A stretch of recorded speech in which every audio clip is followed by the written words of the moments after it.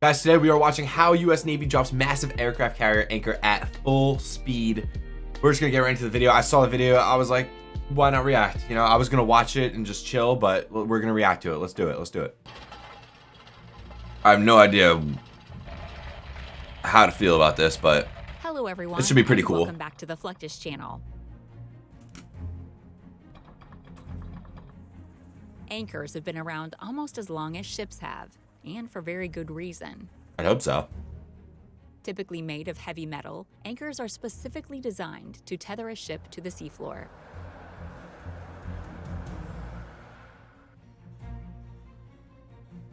Though there are many different designs, they generally feature two or more flukes, or hooks, which grip the seabed, keeping the vessel from drifting in rough water or heavy wind. We're gonna have to react to a video of like shipwrecks and stuff like that, because that shit is crazy. Of course, one of the general rules of anchors Jesus. is the bigger the ship, the bigger the anchor must be. So, when it comes to mooring 1,000-foot-long, 100,000-ton aircraft carriers, the anchor and chain must be absolutely massive.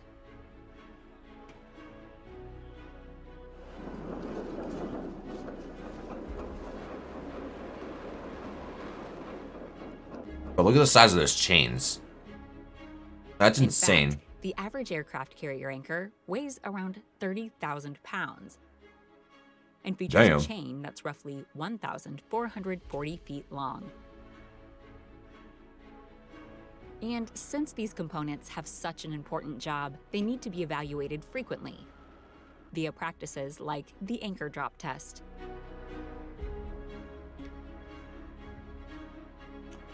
Yo, that thing's literally sparking. Large ships like aircraft carriers aren't designed to have their anchors simply thrown overboard. Instead, they feature a robust mechanical system that covers multiple rooms of the ship. The bottommost room is known as the chain locker. This is where the hundreds of feet of the chain are stored when the ship is underway. The chain locker and chain are connected via a shaft to the windlass room. In aircraft carriers, which often feature two anchors, there is one windlass room at the bow and one at the stern. Interesting. Interesting. In each room, a large winch, known as a windlass, controls the dropping and hoisting of the anchor as it turns. In order to grip the anchor, it is equipped with special drums known as wildcats. These also act as a braking system when the anchor is dropped. That's so crazy. When you do the anchor drop test, it's to make sure there's no deficiencies wrong with the anchor. So you drop it, lower it in the water with the wildcats engaged, and then after you test that, you bring it back up, and then you disengage it, you free fall it, stop it, so you set the brake, and it's got a certain amount of play it can give, and then you do it again to a different depth, which would be 30 fathoms, and after that, we bring the anchor back up, bring that 30 fathom mark around the wildcat, drop back down, set the brake again, and then if it sets at between a certain distance, it's good to go. Interesting. Both anchors and anchor chains are exposed to significant stress during operation. I bet. I couldn't imagine. Even though they are typically made of high-strength steel, the combination of friction during dropping and hoisting Look at and that. exposure to corrosive salt water can weaken the chain's links and potentially cause breakage. Tough. That's why anchor chains occasionally need to undergo repairs, both while docked and underway.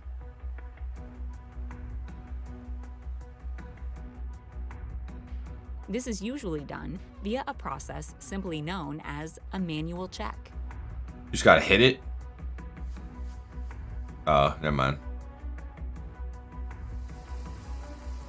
When the ship is underway, this will be done in the windlass room, or the chain locker, which can be extremely challenging.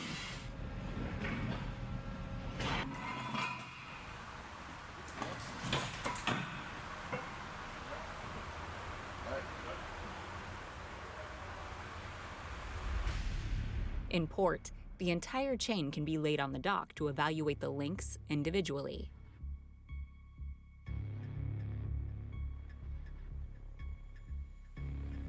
The goal is Imagine to one of those ensure things there are falling on, like, no your weak leg. points, cracks, or other issues Oh my that God. might cause the anchor to fail.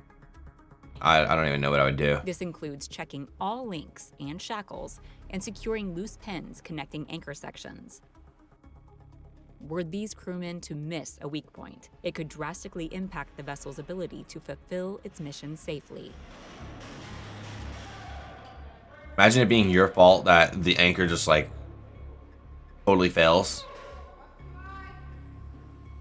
That'd be tough. That would be tough. The anchor is far from the only part of the aircraft carrier that needs regular inspection and maintenance. I'm trying to find a Jolly Rancher right now. Hold on. These vessels boast millions of moving parts that must stay in tip-top shape if the vessel is to do its job. Grape will do.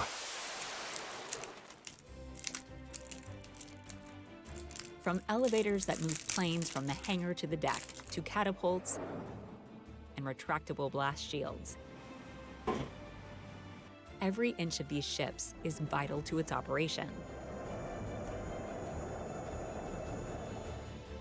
I want to go on an aircraft One of carrier. the most important systems on the flight deck is the arresting gear.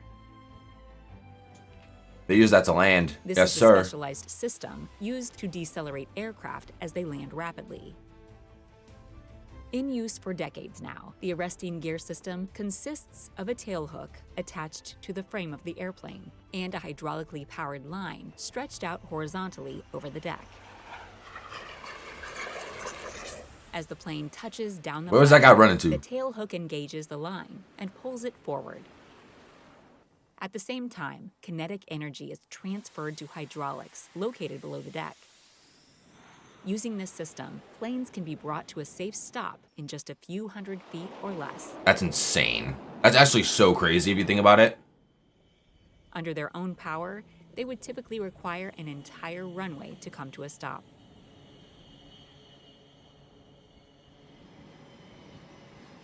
Arresting cables have been used by the Navy in one way or another since the early 1900s. Yeah, he came down hard. However, these systems do not just have applications aboard ships.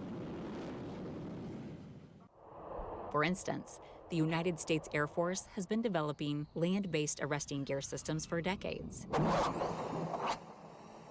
But while these systems can be used to speed up the landing process, they are instead intended to aid aircraft that are coming in for an emergency landing and might not be able to stop otherwise. Okay. That's cool. Over the years, the Air Force has inspected several different arresting systems, from nets to safety barriers. That's definitely However, destroying a the plane. design to see the most widespread use is actually very similar to those installed aboard ships. It is the BAK-12, which stands for Barrier Arresting Kit. I thought this was only supposed to be about like carriers and anchors. I didn't know we were getting a full lesson. This unit consists of a steel line stretched over the runway, elevated by a series of small wheels. Just as with aircraft carrier landings, planes are equipped with deployable tow hooks, which can grip the line during landing. Hey, firefighter! Is connected to a multi-disc rotary energy absorber, which helps bring aircraft to a safe but rapid stop. In recent years, the Air Force has mandated trainings on the BAK-12 so that all pilots can be certified in performing these short-distance landings.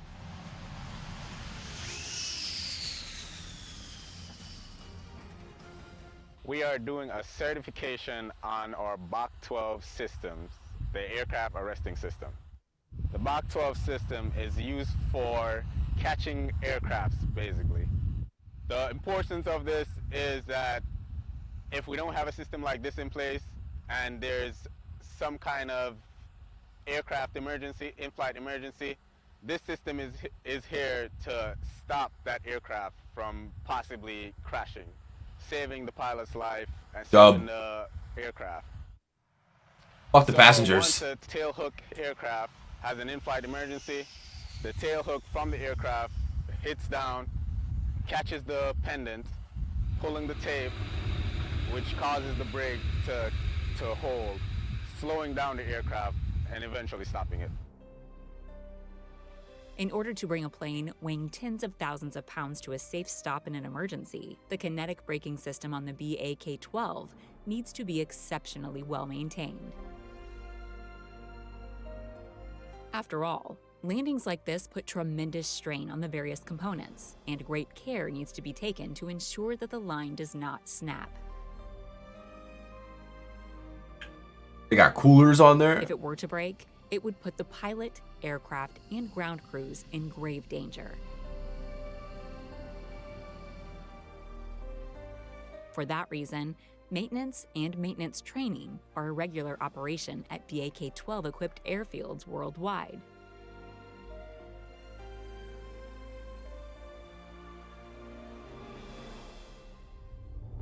One of the primary ways this is accomplished is by having a tractor or other heavy-duty vehicle repeatedly test the strength and durability of the cable. All right.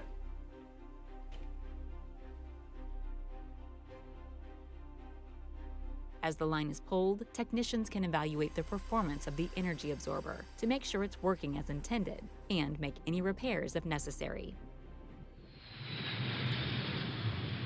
Aircraft safety is essential to any military organization's mission, especially during the highly dangerous process of landing.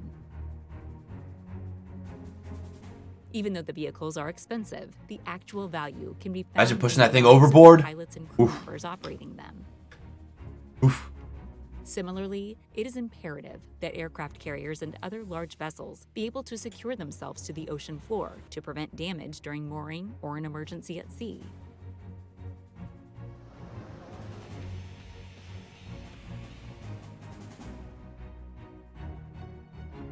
Good video. I liked it. We, no disrespect to you guys, we got more out of that video than I thought. I thought it was just going to be them dropping like anchors around everywhere and like, I don't know. I didn't know what to think. Like the title literally just said anchor. So I don't know what to think. Now we know how they make emergency landings and how they land on aircraft carriers. I'm pretty sure everyone knew that, but if you didn't, now you do.